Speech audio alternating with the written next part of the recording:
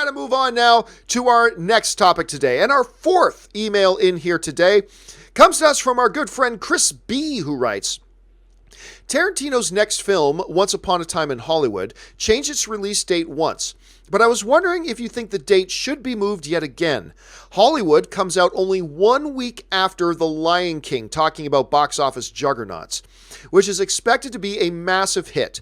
As excited as people are for Once Upon a Time in Hollywood, I'm worried a hard R-rated crime film can't help but get swept aside opening so soon after one of Disney's most beloved franchises. Robert, they've now got this Once Upon a Time in Hollywood, a movie I'm looking forward to very much, one of the best casts that Quentin Tarantino has ever assembled. It's now opening just 1 week after Lion King. Just flat out, straight up question.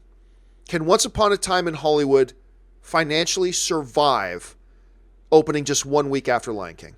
Well, I think a period piece set in Hollywood of the late '60s that deals with Charles Manson and the Tate LaBianca murders, I don't think the audience is the same, John. I think that the audience that's going to see Lion King, sure, it's going to be movie lovers, but I think the people that want to see the new Quentin Tarantino movie are going to go see the new Quentin Tarantino movie. I don't think that it's threatened at all. They're totally different films. And it's the summer movie season, and that's what happens. The films are going to thrive, and also this movie it doesn't have the budget that the Lion King. I mean, I'm sure the Lion King costs close to $300 million to make because of literally the whole movie is a special effect. So I don't see it as having a problem. I think the movie's Quentin Tarantino's new film Once Upon a Time in Hollywood is going to do just fine.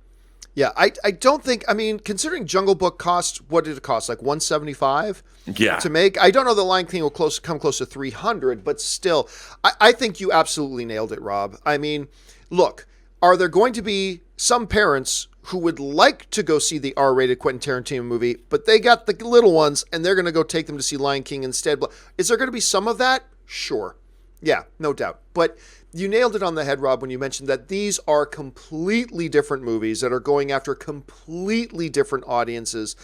And there will be a little bit of overlap for sure. And yeah, when you sit back as a film fan and you look at this release schedule, Friday, July 19th, Lion King, July 26th, what? You're putting my movie where? You're putting my movie when? I mean, I'm sure there's a little bit of that, but again, it is completely different audiences. Totally. And I just don't see how one really has a massive effect on the other. Now, I often talk about this. Is there an effect? Sure, yes. There's going to be an effect. Would Once Upon a Time in Hollywood make a little bit more opening weekend if it was opening a week after almost any other film? Yes. But I don't think it's going to be a night and day tectonic shift. This either makes or breaks us kind of thing. I don't think that's going to be there at all. Not to mention, once the movie does come out, it's going to be like a Django Unchained. It's got to be word of mouth that will then carry it to either having big box office like a Django or not so big box office like a Hateful Eight. And it's really going to come down to the quality of the movie. But man, this movie sounds so cool. This movie sounds so good. I'm so excited about it. And I think a lot of people are. And I'll probably see Lion King 5 times when it opens. But then I'm going to go see Once Upon a Time in Hollywood the moment it opens too. And I think there's going to be a lot of people in the same boat. So yeah, I think we're good. I think we're all good.